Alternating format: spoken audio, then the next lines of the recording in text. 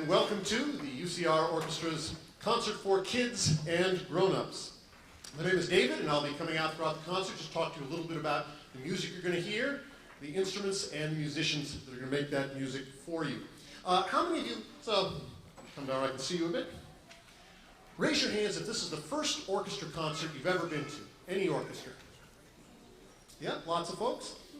You can see we got a lot of musicians up here on the stage. And why so many? That's one of our questions. Well, if you're a composer, having a big orchestra like this is like having the biggest paint box in the world. You can mix up any colors you want, every kind of sound, different combinations of sound. And what that leads to is that lets us make any kind of feelings or emotions we want to express with the music. Now also though, when you get this many people up here though, we got to make sure that they're all working together. And we do that with our conductor, Ruth Charloff.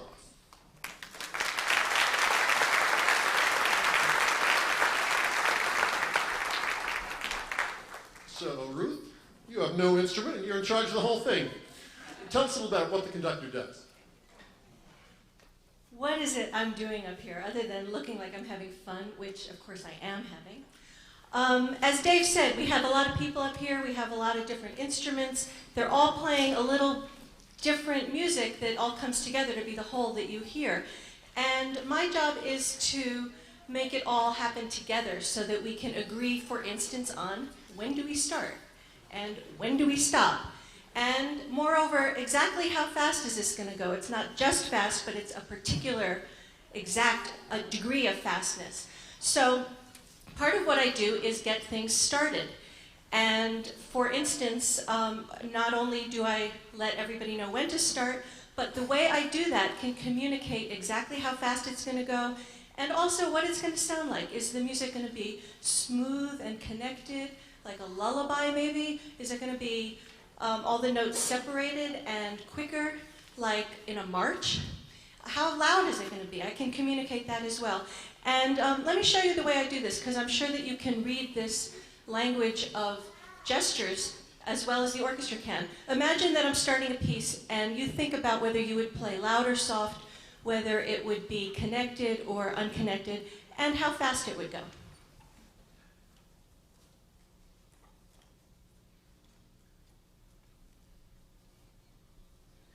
See, there's very little question there what kind of music that would be. Let's try another example.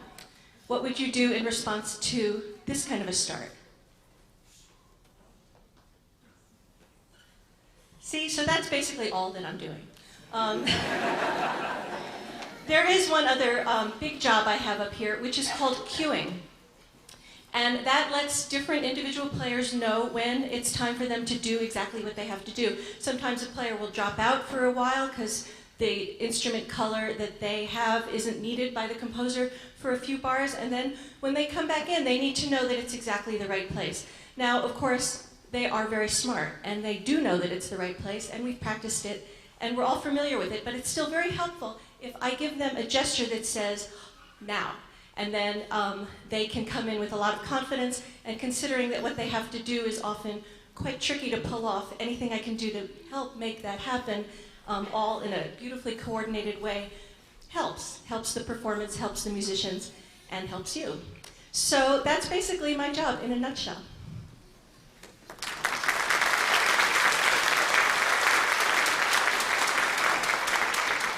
Okay, thanks, Ruth. Now, we're going to play a couple pieces here that were from a play called Peer Gynt. And Peer Gynt was a very famous character. If you grew up in Norway, everyone knew Peer Gynt the way that we might know Davy Crockett or Huckleberry Finn or Daniel Boone, a character everyone was familiar with who had all kinds of adventures. And so we're going to play a couple different pieces from Peer Gynt's story. And the first one is called Morning Song. And so if you're the composer, in this case Edvard Grieg, it's your job to come up with some music that says a morning in spring. And it would be up to you, well, what's that going to be like? Is it going to be really fast and exciting, like a rooster waking up in the morning? Is it going to be slow and lazy, like it's a spring sunny morning, we're out getting suntan? Any one of you might write that music differently for whatever you think spring feels like. Well, Grieg decided he would write first this melody that would represent spring, which is going to be played by the flute. Can we hold that up so we can see the instrument as well? Here it is. And let's hear a little sample of that.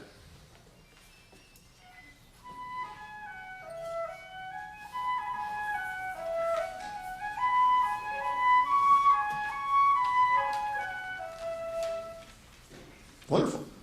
So, a little applause for the flute player, folks.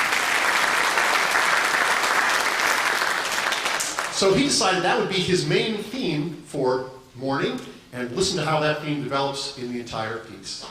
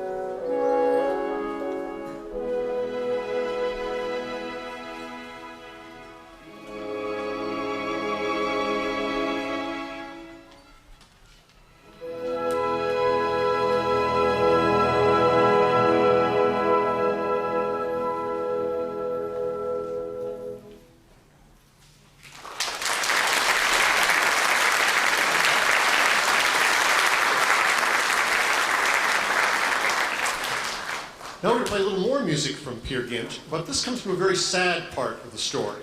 So Grieg, the composer, had to decide, well, what instruments can I combine to give this sad feeling that I'm looking for? And what he decided was that he would only use the stringed instruments. So let's give a little example of that. Maybe if we could hold up, maybe the first violin, if we could hold that up just so we can all see it, sure.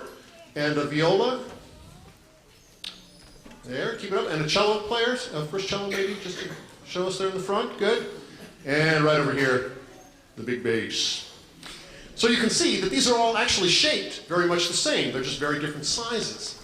And what that does is it changes how high or low the sound of the instrument is, and also a little bit the sound, the style of sound that it makes.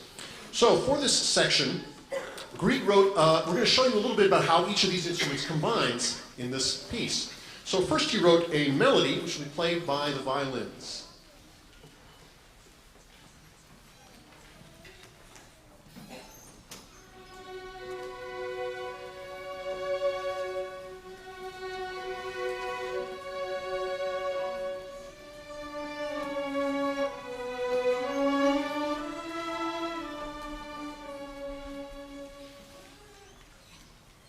Great. And now, but when you're sad, sometimes it's not even like just one feeling. It's like having a whole bunch of different feelings at once. So we added in some other instruments doing similar but slightly different things. Let's hear the cello line underneath that.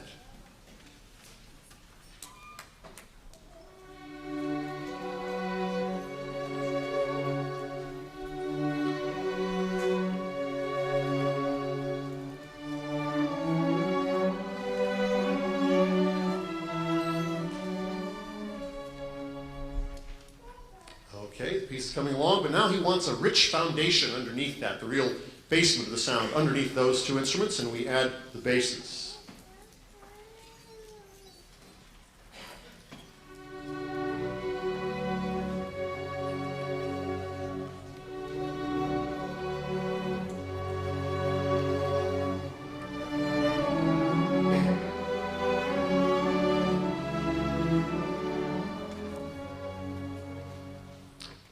And now, we've heard all these parts of it, we're going to hear the whole piece from the whole string section, including the sweetness of the violas, but we're going to add in the middle. So, once again, from Peer Gynt by Edvard Grieg.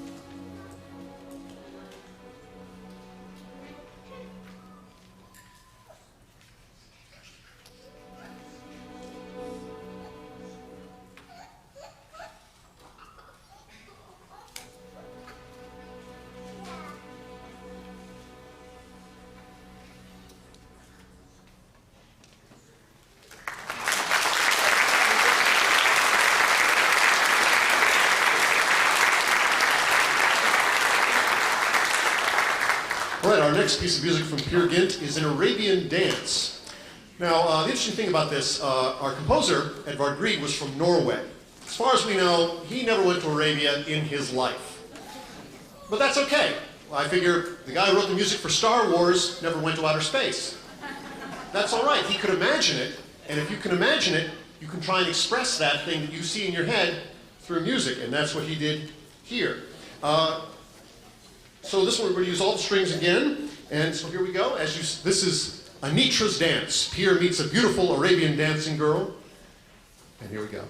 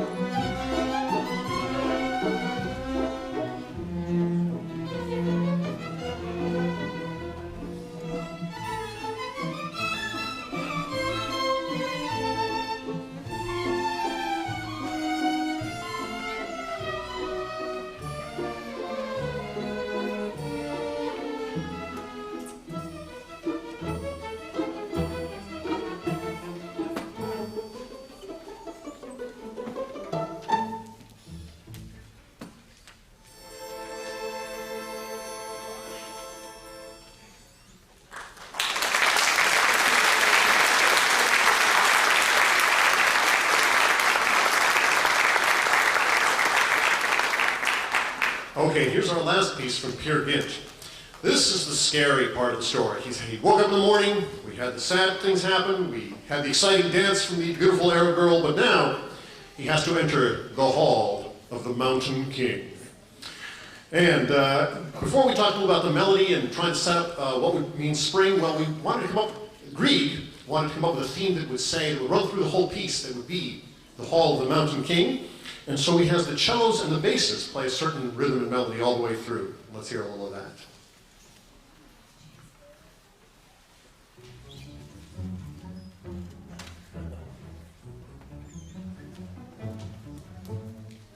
hear that? A little spooky already, isn't it? All right, in fact, we're going to play that again, and if you want, sort of tap along with your fingers very quietly, right along with this rhythm.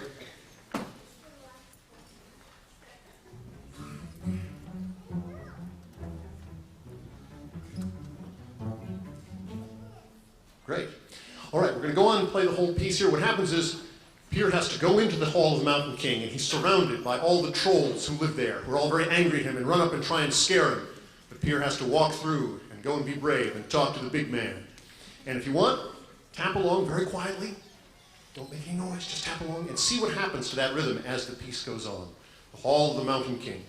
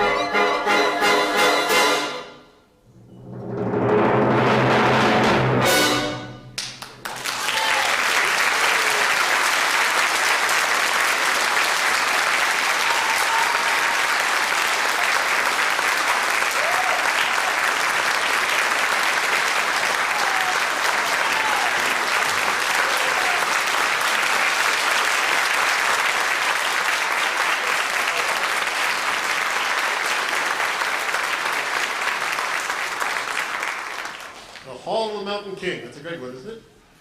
Our next one, we're going to play one more, and then we'll have a little break. And this is called the Ritual Fire Dance. This is written by a Spanish composer over 100 years ago, nearly 100 years ago. And we featured a little bit of the stringed instruments before. Now let's talk about another group called the woodwinds. And woodwinds are a group of instruments that are made out of wood. And they make sound when you blow over a little tiny piece of wood called a reed. Now, one of the star instruments in this one is going to be the oboe, which will play a little gypsy melody. Robert, our oboe soloist, can you hold up your oboe there first just so we can see? You can see at the very top there is a little brown piece. That's the reed there, which Robert has painstakingly carved into exactly the right shape. And let's hear a little sample of this melody, Robert, if you would.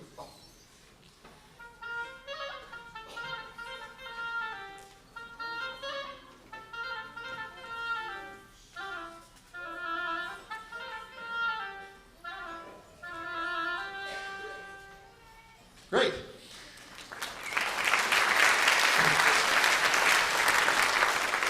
Now let's hear a little bit about some of the other woodwinds. Here's another one that's very similar to the oboe, and this is the clarinet. Can you hold that up for us, Reed? Oh, here's Reed. See, holding it up. There. You see, it's a little bit bigger, a little different shaped reed at the top. And Reed, the reed player, will give us a sample of that.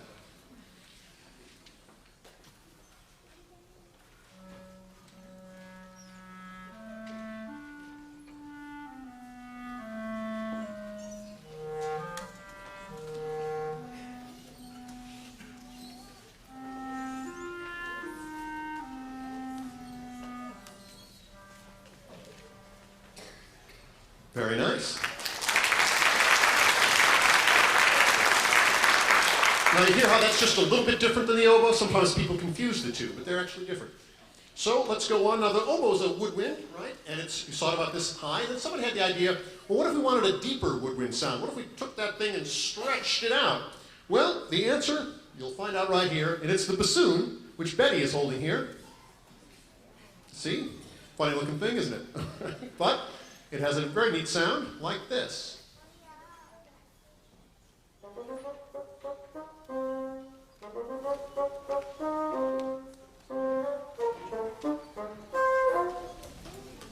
Great.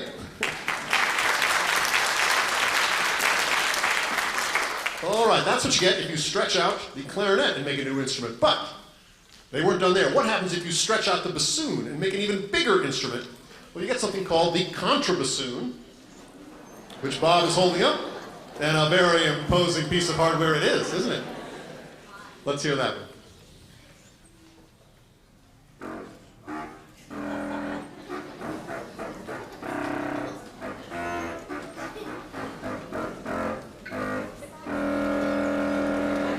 Yes!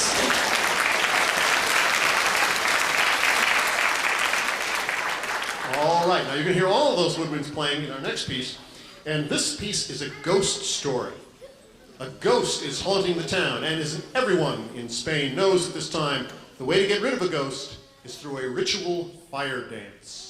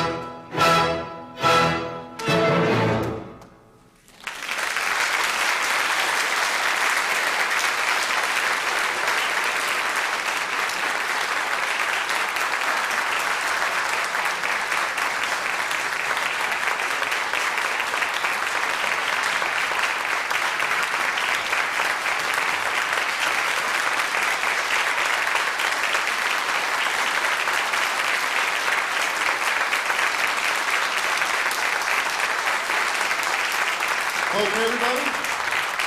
That's the first half of our concert. We'll be back in about 15 minutes with some more music and the story of Babar the elephant. See you soon.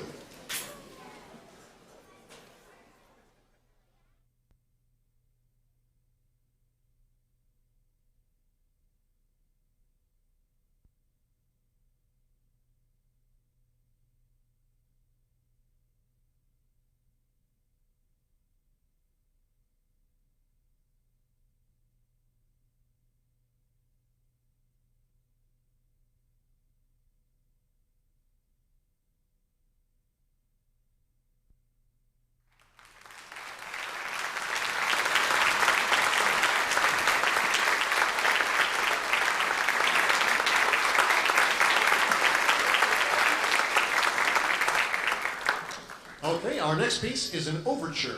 And an overture is something we play at the beginning of an opera, and what happens is you hear little bits of all the melodies you're going to hear later on in the show.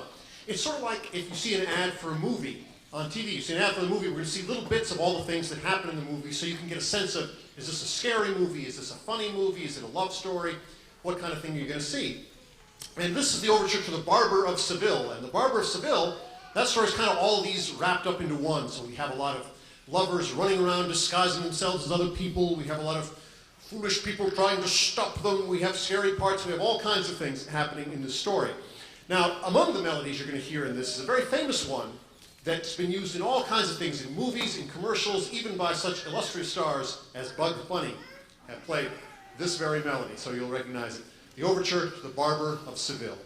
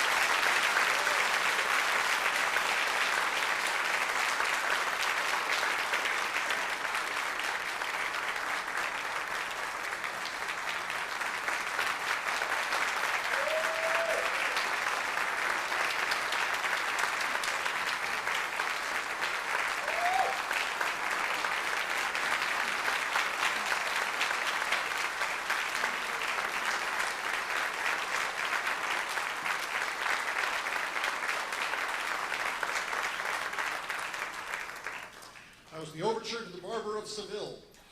Okay, there are just a couple instruments we haven't talked about at all yet. And so first of all, let's talk about the brass instruments, which you can see are the ones that are made out of brass. So let's see, first of all, let's see the trumpet. If we could hold up Dave, here's our trumpet here. Now, see, he's got where his fingers are at the top there. He's going to change the notes by blowing and by pressing those little valves there. And it might sound something like this.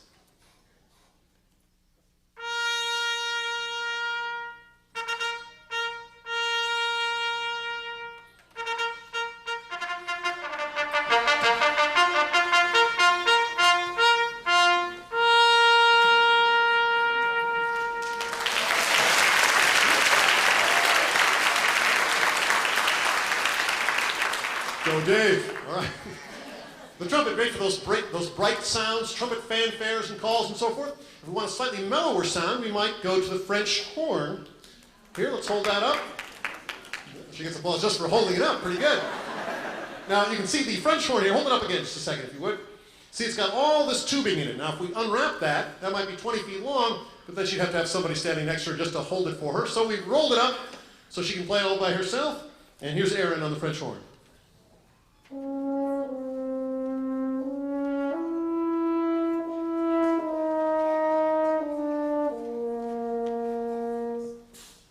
Great.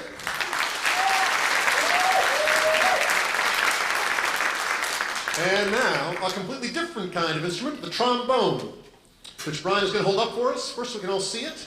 Whoop, if we can avoid knocking over the music stand. Now, you see, everybody else, Aaron and Dave were playing little keys to change the size of it, but Brian here has that big slide. Hold it up one more time. And he can make the instrument any size he wants by moving the slide back and forth. And it sounds a little something like this.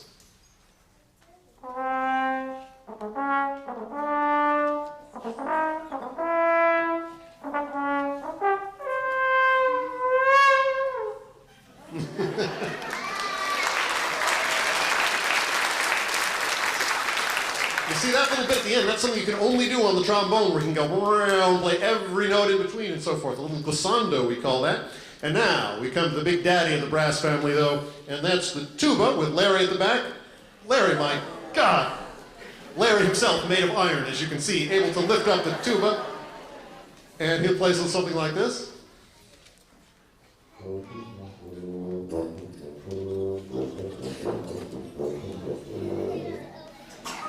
Great.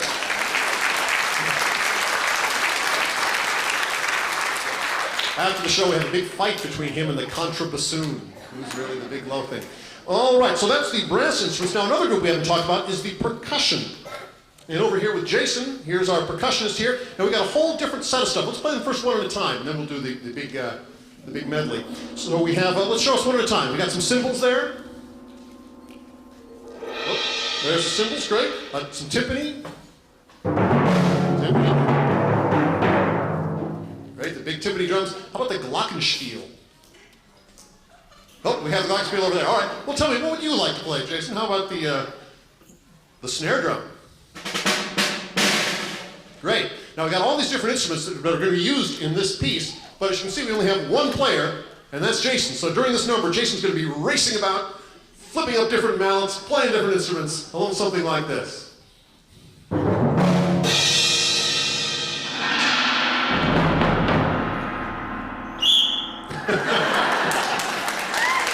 Great work.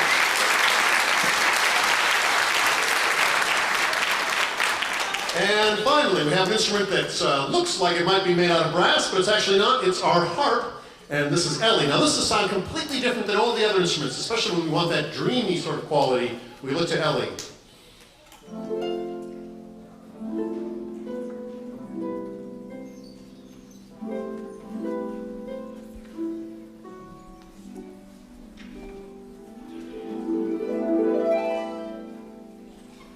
Right?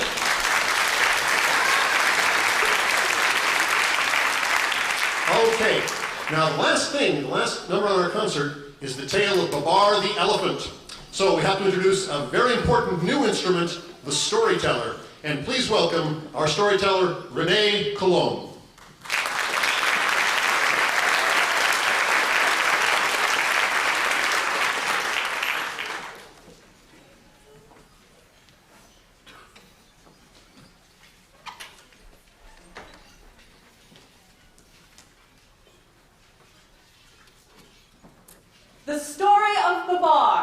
The Little Elephant. Words by Jean de Brunoff. Music by Francis Poulenc. In the great forest, a little elephant was born. His name was Babar. His mother loved him dearly and used to rock him to sleep with her trunk, singing to him softly all the while.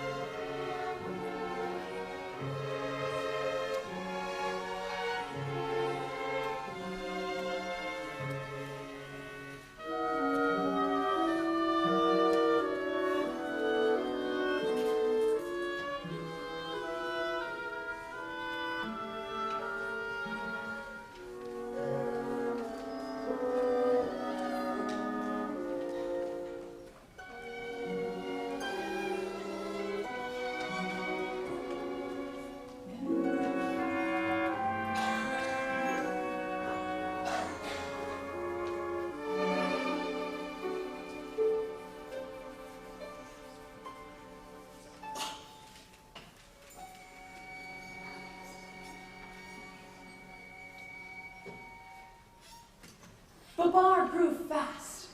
Soon he was playing with the other baby elephants. He was one of the nicest of them. Look at him digging in the sand with a shell.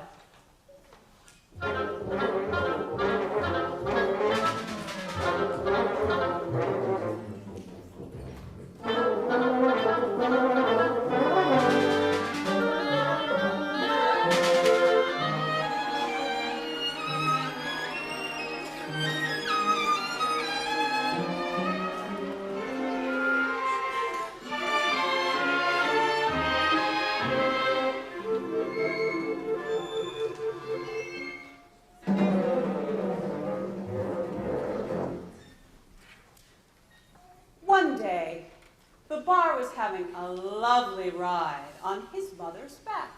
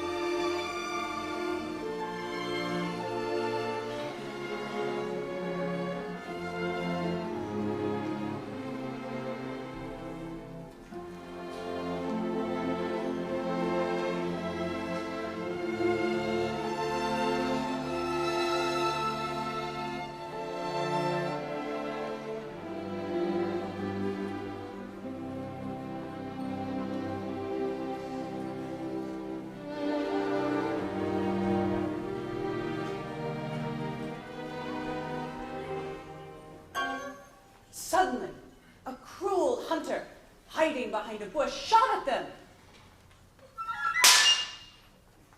The hunter killed Babar's mother. The monkey hid himself. The birds flew away. The hunter ran up to catch poor Babar. Babar was very frightened and ran away from the hunter.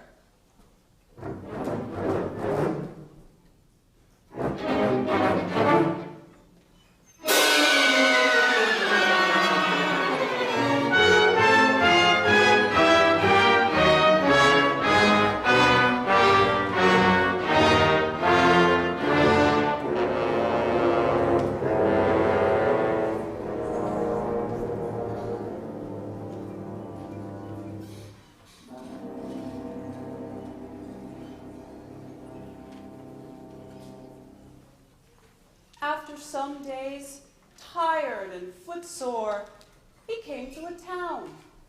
He was amazed, for it was the first time he had ever seen so many houses. What strange things he saw! Beautiful avenues, motor cars, and motor buses. But what interested Babar most of all was two gentlemen he met in the street. He thought to himself, what lovely clothes they have got. I wish I could have some too, but how can I get them? Luckily, he was seen by a very rich old lady who understood little elephants and knew at once that he was longing for a smart suit. She loved making others happy, so she gave him her purse. "Thank you, madam," said Babar.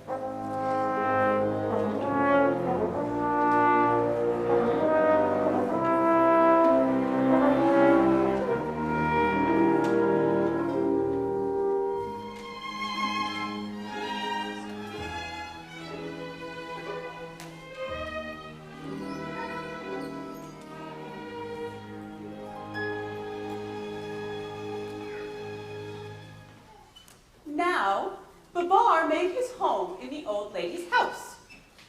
Every morning they did their exercises together, and then Babar had his bath.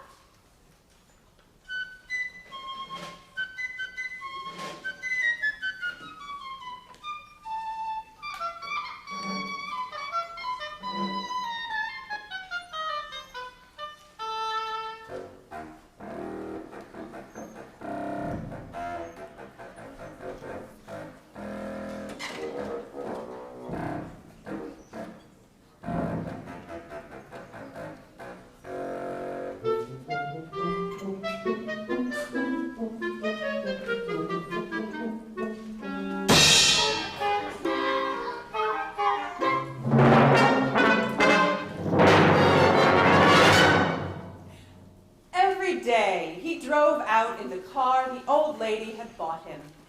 She gave him everything that he wanted.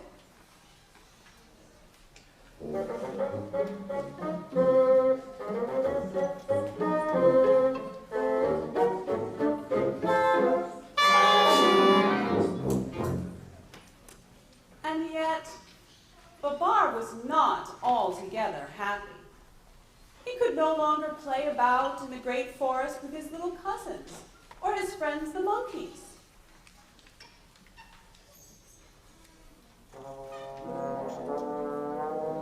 Often, at the window,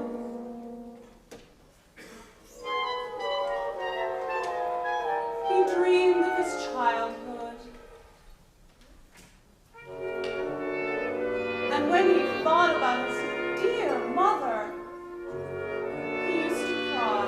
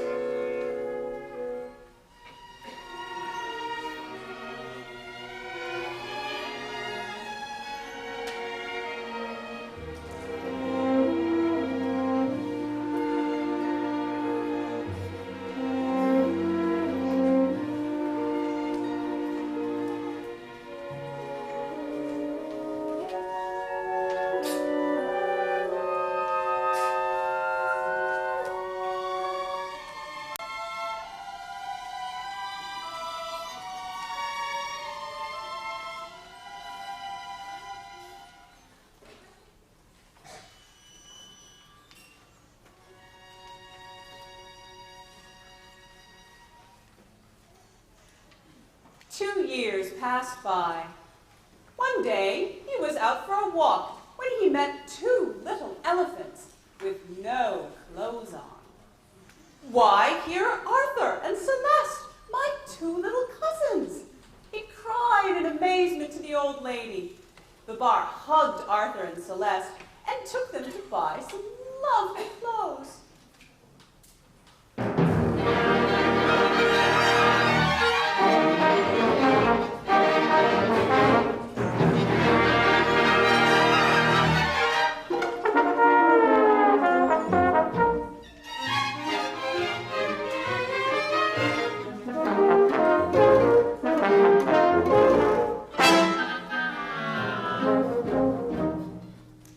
Next, he took them to a tea shop where they had some delicious cakes.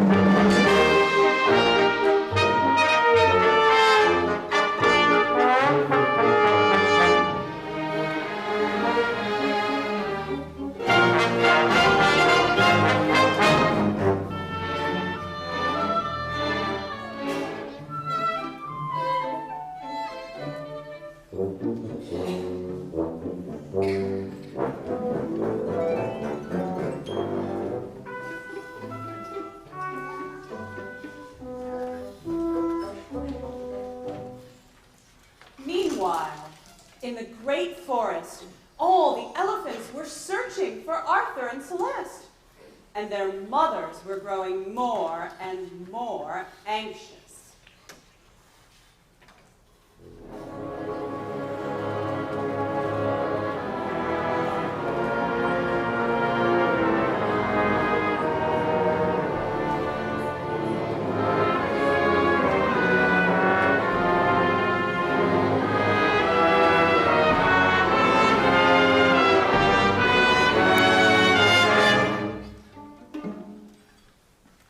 Luckily, an old bird flying over the town had spied them and hurried back to tell the other elephants.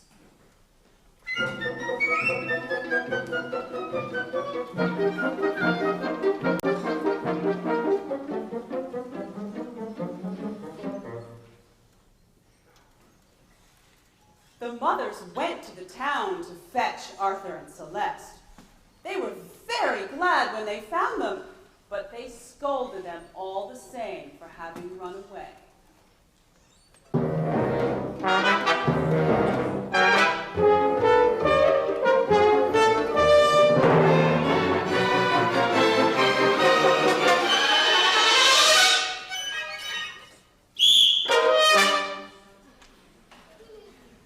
Babar made up his mind to return to the great forest with Arthur and Celeste and their mothers. When everything was ready for the journey, Babar kissed his old friend goodbye. He promised to come back to her and never to forget her. The old lady was left alone, sadly thinking, "When shall I ever see my little Babar again?"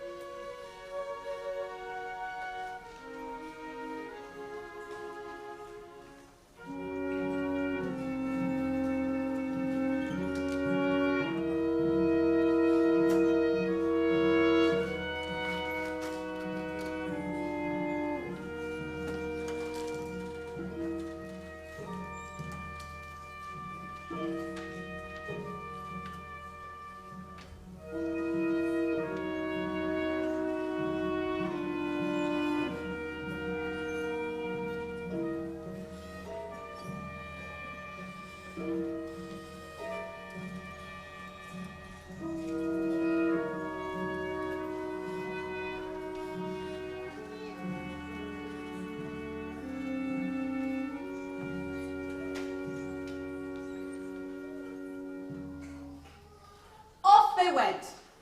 There was no room for the mother elephants in the car, so they ran behind, lifting their trunks so as not to breathe in the dust.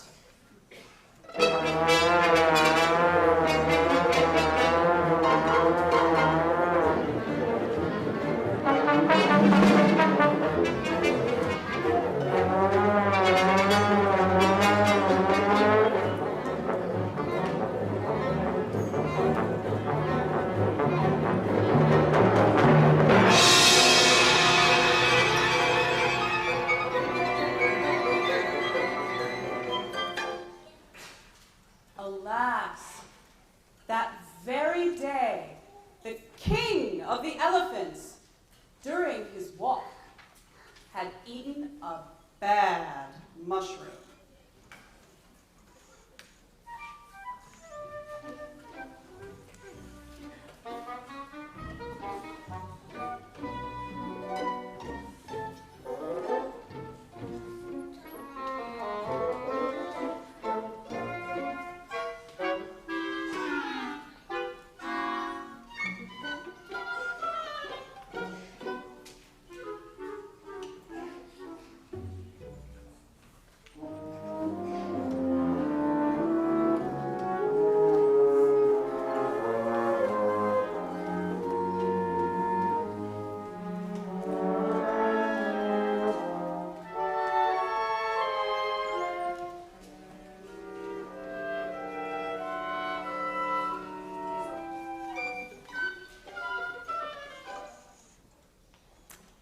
It had poisoned him.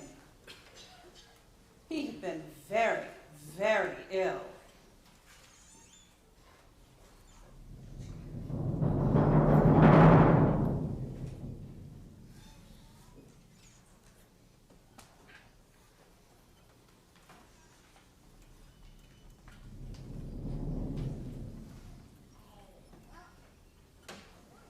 So ill, he had died.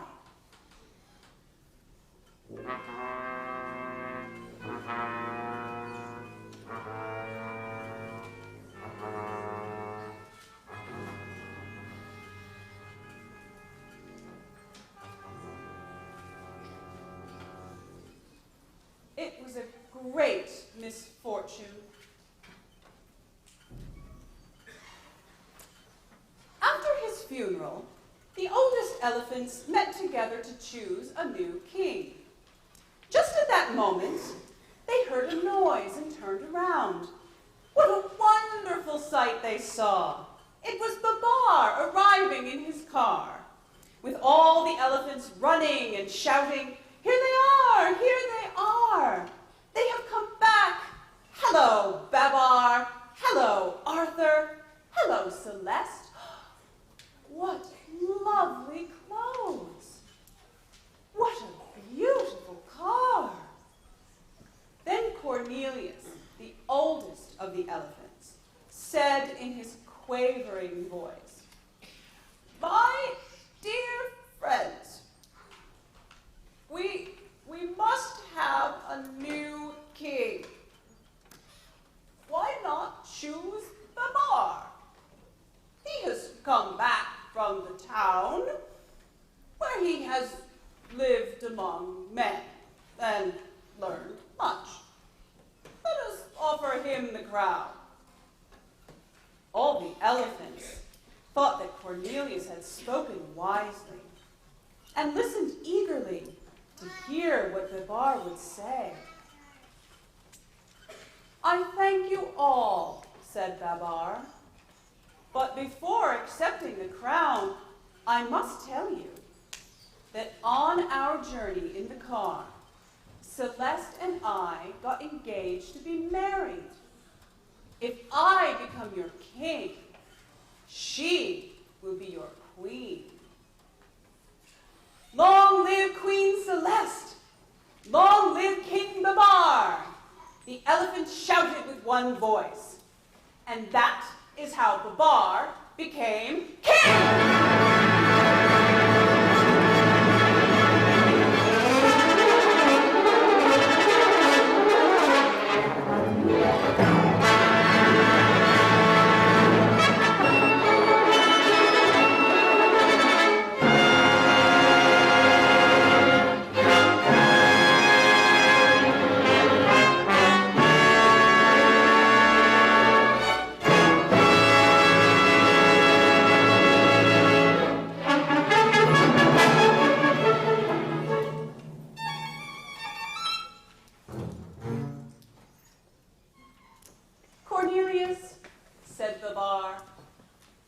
have such good ideas that I shall make you a general.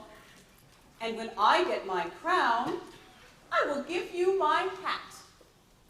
In a week's time, I am going to marry Celeste. We will have a grand party to celebrate our marriage and our coronation. And Babar asked the birds to take invitations to all the animals.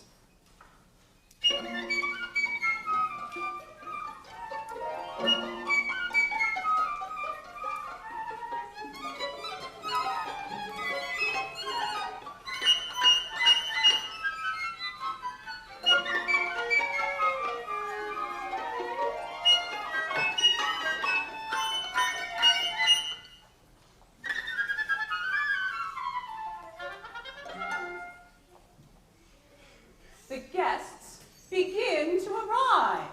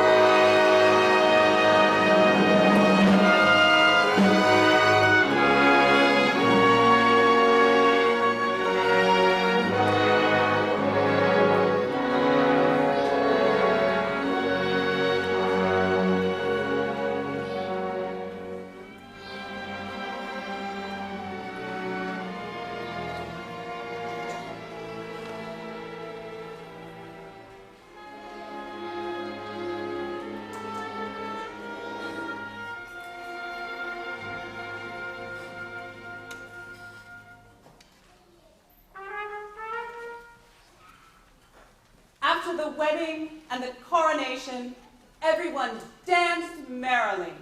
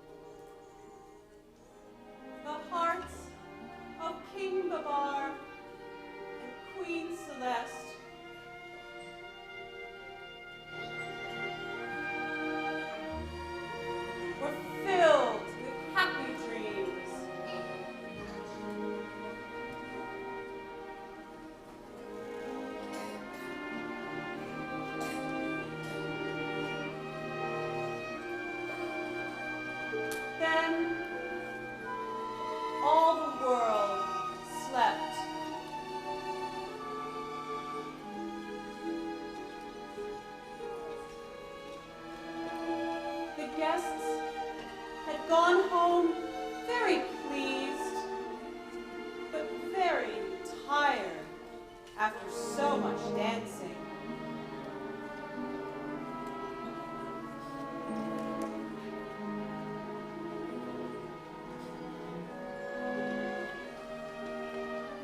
For many a long day, they will remember that wonderful ball